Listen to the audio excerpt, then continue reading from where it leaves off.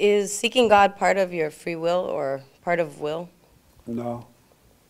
We don't have a free will. That's why when you become an adult, you start to question things.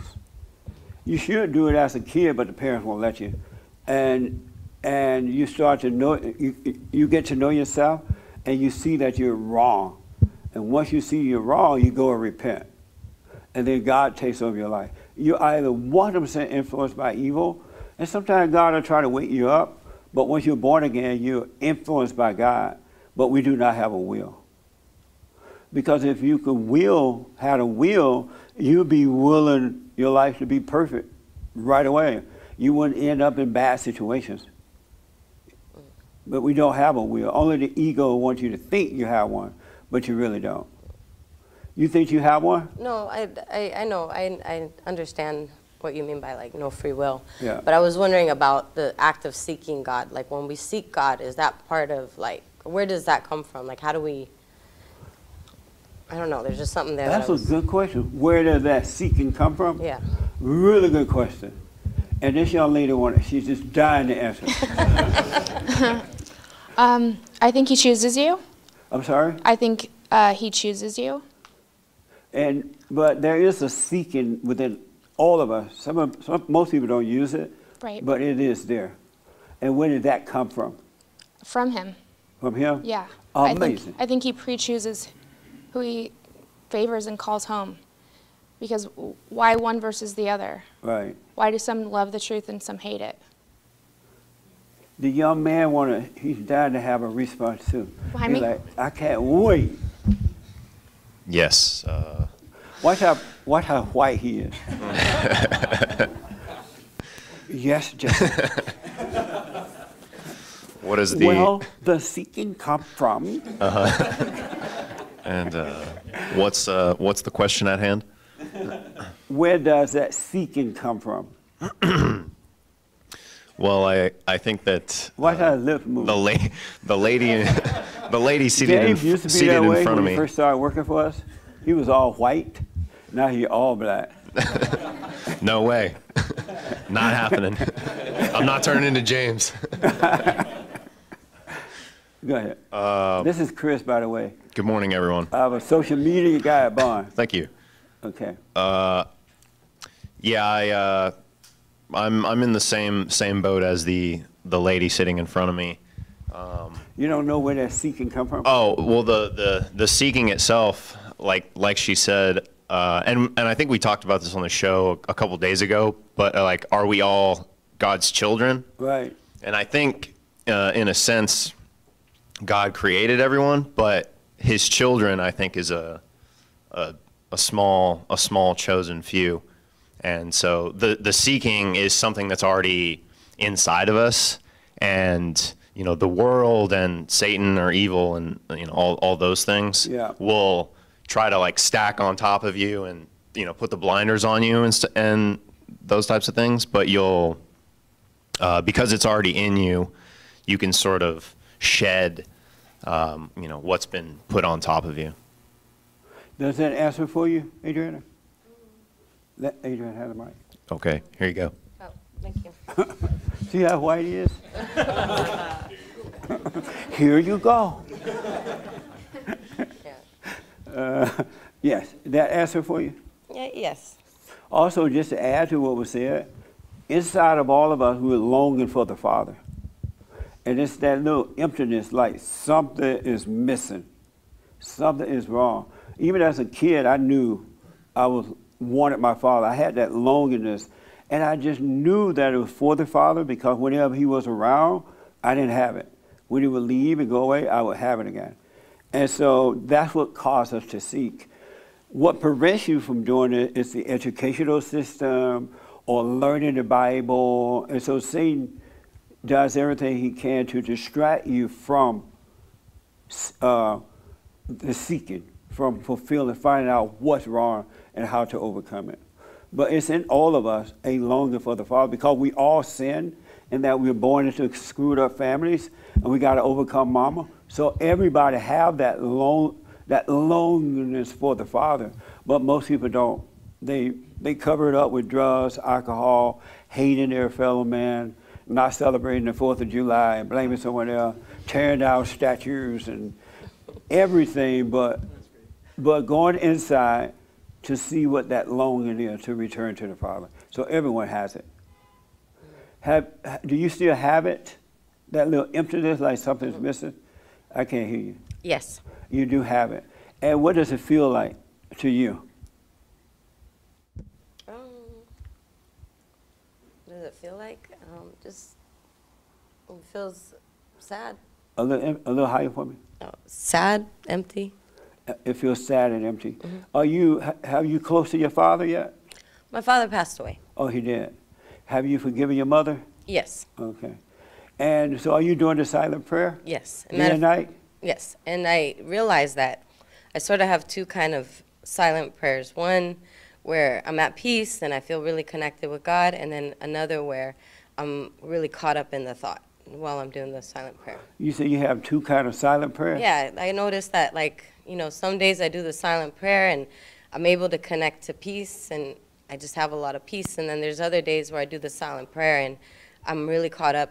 Like, the thoughts come up and then I get really caught up into the thought and I catch myself, like you say, catch yourself, observe yourself, Right. having the thought, and I do. But I notice there's a difference. There's, those days that they're very peaceful, I'm able to just be at peace, and other days where it's like I'm in the thought and I tend to, like, find myself really in thinking instead of observing. What is it like when you're living that way, in your thoughts? It's not good. What is it like? It's just. What does it feel like? What does it feel like? It just feels unproductive. Unproductive. And how do you deal with it? I do the silent prayer. You do the prayer again? Yeah, I do the prayer. I do it like throughout the day. Yeah. Yeah. What's your advice to her about? Do you go through that sometimes too? I do. Sometimes you feel at peace, and then sometimes you're in your head. I do. And how do you deal with that? Like she said, I go back into the silent prayer. And does it work then? Honestly, not. It can go either way, just depending on what led up to it, some of the thoughts and some of the situations going on around me. Yeah. I'm not close with my father, so You're not? no. Why not? He doesn't want a relationship. Did he say that? Yes. He said, I don't want a relationship with you? Yes. And why not? I think it interferes with his current marriage. Did you go to him and forgive him for not being there for you? Yes.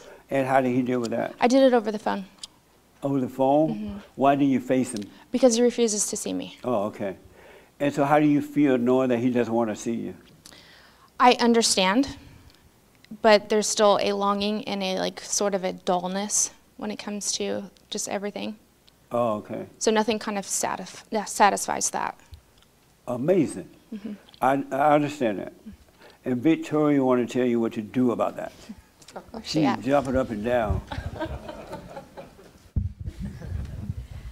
So Victoria, she forgave her father, but he still doesn't want anything to do with her. Mm-hmm. If you were walking down the road and you saw a white girl walking down the road, and she said, Victoria, you look like, oh, excuse me, miss, you look like an angel.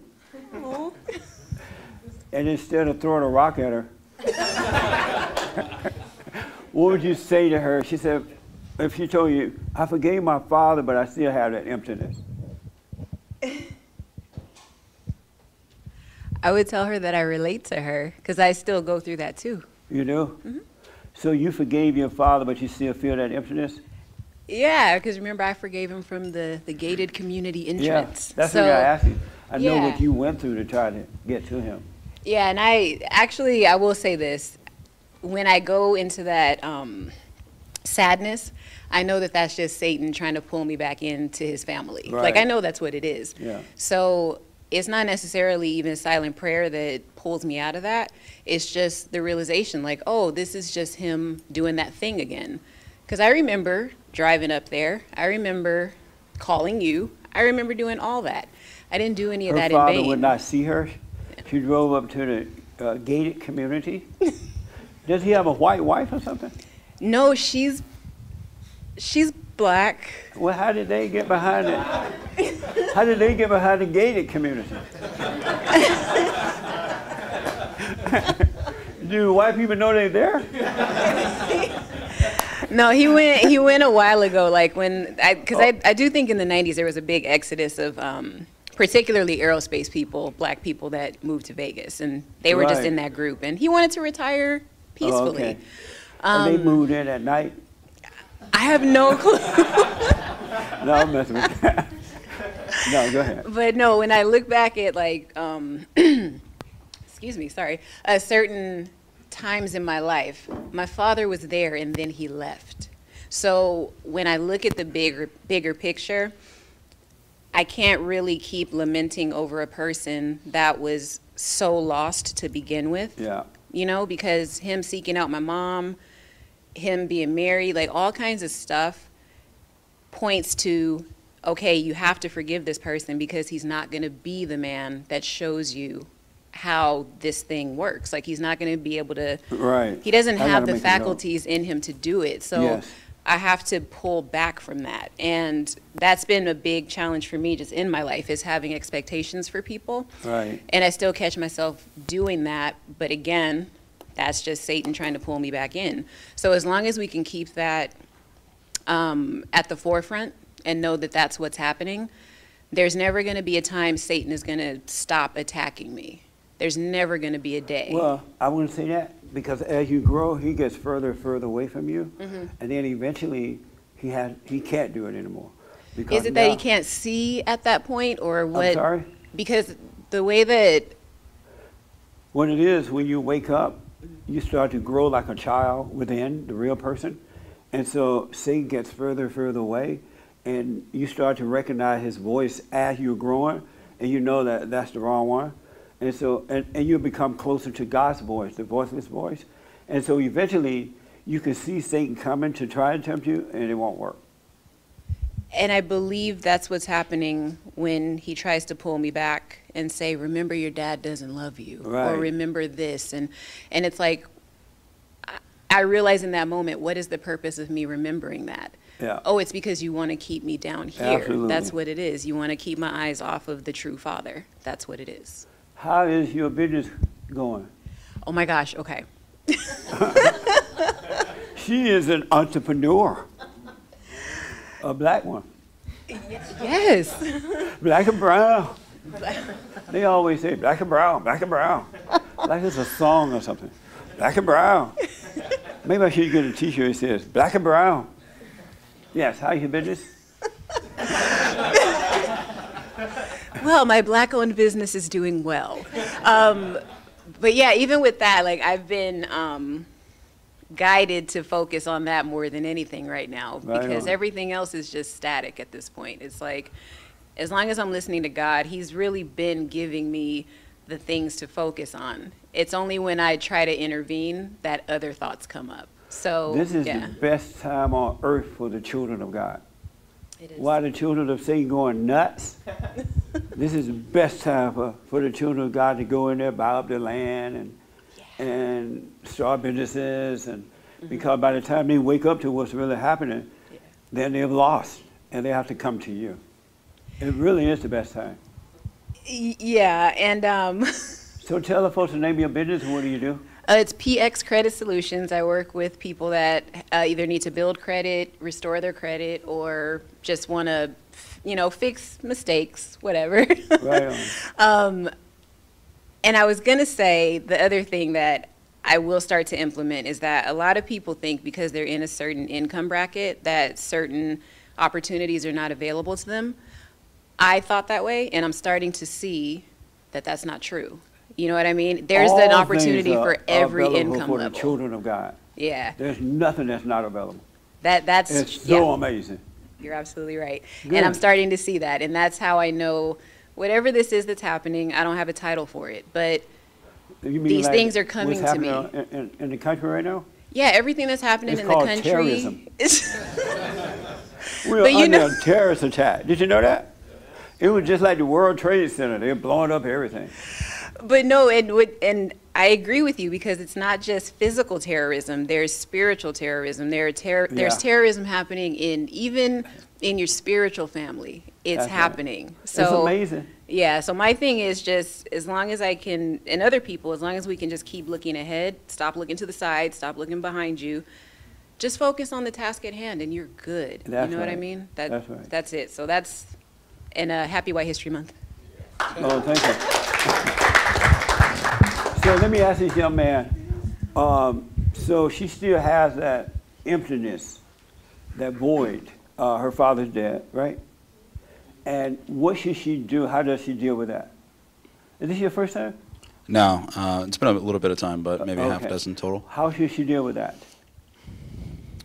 That's tough. I haven't experienced that.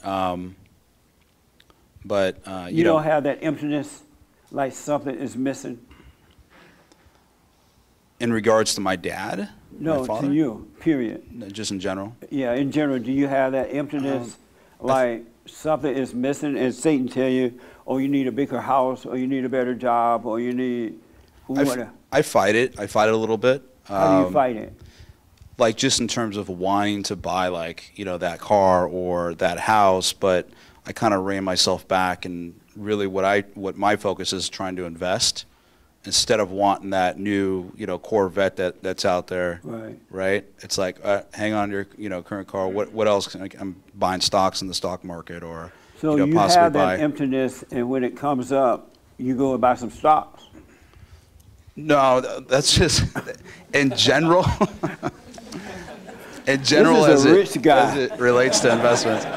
You're buying a lot of stocks. Yeah. Hey, it's good. I made a lot of money this Right last on. couple months. Yeah. So you fulfill it by going and buying stocks, for example? No, really, if you go back to the question, the first thing I thought of is what I lack right now is really getting closer to God. Yeah. Right. It's always been there, and at certain times in my life, I really seek it out, going to church every Sunday, and being on top of prayer. And then at certain times I don't, and so Right. it kind of like ebbs and flows. But there is something that I've heard, it's like the grace of God that keeps me coming back and seeking. Yes. And so, I guess to answer your question would be, a lot of like what you've already been talking about, just keeping that focus, seeking God, and focused on what He can provide you. Versus That's your wife? my fiance. Amazing. Yeah. Congratulations. Thank you. I was wondering why you were holding on to her so tight. Yeah, I don't want you to take her, man. I know. You're like, Jesse not going to get this one. By the way, for black-owned businesses, I don't know if you know, but American Airlines gives 1 million points. I have stock in the Okay, we'll get your 1 million points because you can fly over the U.S. What happened? What for happened? free. No, for What happened? yeah, American Airlines is giving black-owned businesses 1 million points. Oh, I'll call them up today. You should. This is a black-owned Everyone. business, right? It's just everybody else is part It's a of good it. time for black-owned businesses. Black and brown. Yeah. But let me just say, forgiveness, it's not like you're going to say, I forgive you for not being there. And you need them to say, okay, I'm sorry. It's not like that at all. Forgiveness is when you have resentment in your heart, when you're angry, hateful, because hatefulness and resentment and anger is the same thing. They just renamed it coming down through life.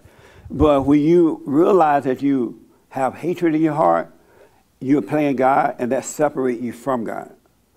And so when you realize that, hey, I got to forgive, I'm sorry for hating you. You don't say, I'm sorry for what you've done, or I forgive you. I am sorry for hating you, playing God, because that's what it is. Because we cannot, as human beings, we cannot hate our fellow man at all. Because when we do, it separates us from God.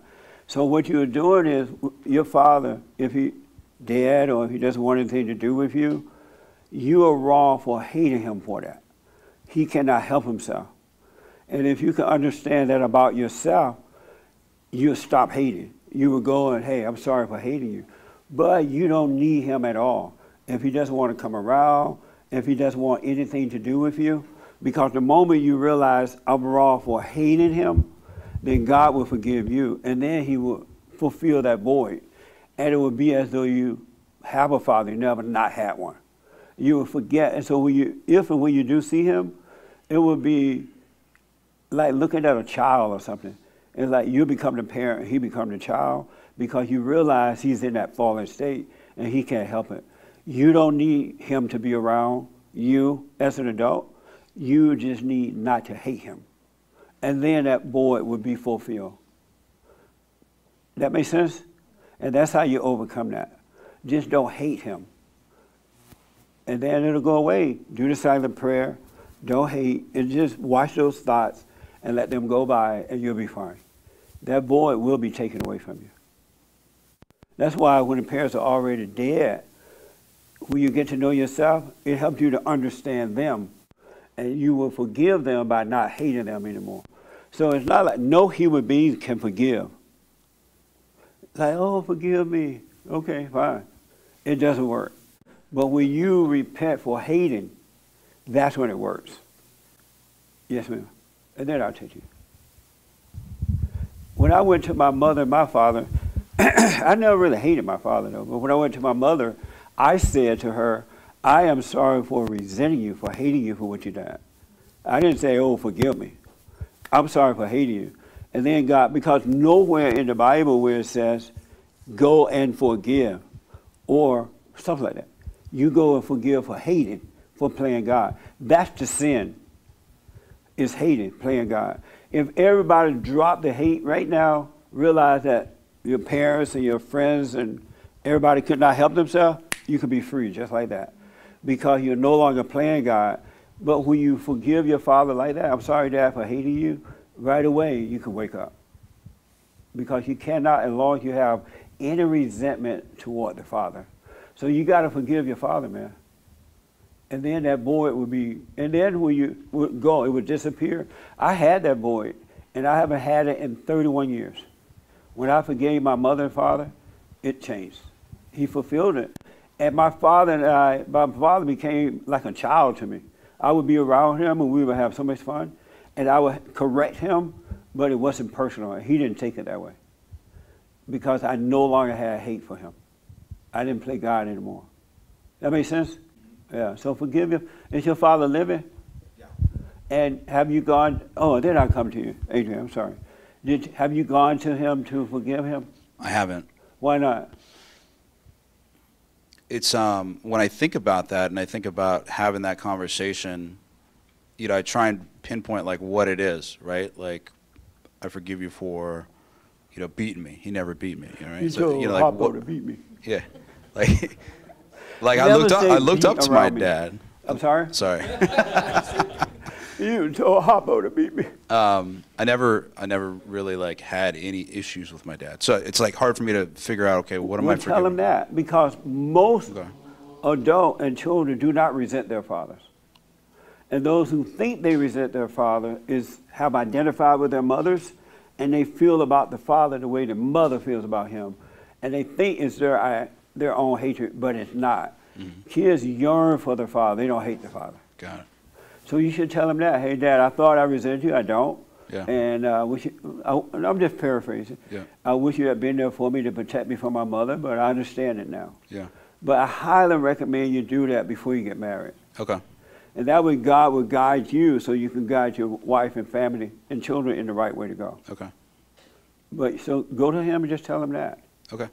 And don't think about what you're going to say. Have a wait and see attitude. Okay. Because if you think on it, Satan will talk you out of it. Okay. Or he will cause you to say things that wasn't even necessary. It's nice to know you don't resent him. You should tell him that. Okay. Isn't that nice? Yeah. And your whole world will change. Yeah. It really will. Love it. We need your support. I'm asking all of you to donate. So we got a lot of work to do. And I really appreciate your support. We're on the radio every day, Monday through Friday, jlptalk.com. We have the best counseling service on this side of heaven. Really, the best. So if you need counseling by phone or Skype, or come into the office. Call the 800 number, 800-411-BOND for counseling service.